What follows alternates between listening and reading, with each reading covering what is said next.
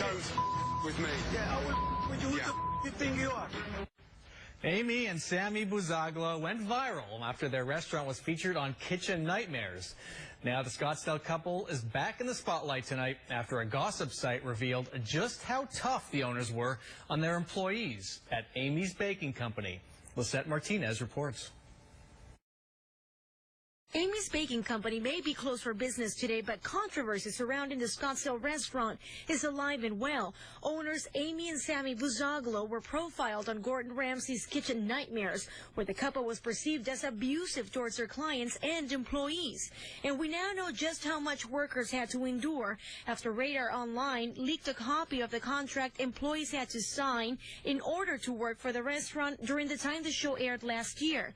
As part of that contract, staff had to agree to the following rules. No cell phones, no purses or bags inside Amy's Baking Company, as well as no visiting or unnecessary talking among employees. They must be ready for work 5 minutes before their shift begins.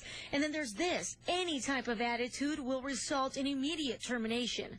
That may affect who wants to and is willing to work at that location for that employer. Jessica Post, a Phoenix labor attorney, says employers are allowed to set these types of rules for staff, but the contract moves into a gray area as you look closer. Tips are property of the house in exchange for an hourly payment of $8 to $12. The minimum wage in Arizona is $7.80.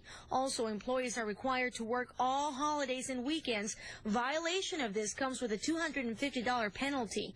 Also, staff is not allowed to work for any competitor within a 15-mile radius of Amy's Baking Company for an entire year, regardless of termination or resignation. Post says she rarely sees these kinds of stipulations in the food industry, but they're allowed under the law with limitations. Requiring somebody to stay out of the workforce for a year, an attorney would need to be able to justify why that is a reasonable requirement, because, as you know, it's limiting the person's ability to earn a livelihood.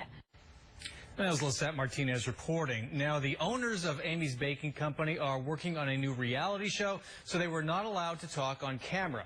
A spokesperson says the contract is a year old and no longer enforced. A written statement goes on to say, small purses are welcome. The waitstaff makes $5 hourly, and they divide the tips among themselves at the end of every night. Although the original arrangement was highly criticized, it was put in place to ensure that the staff made a comfortable living, even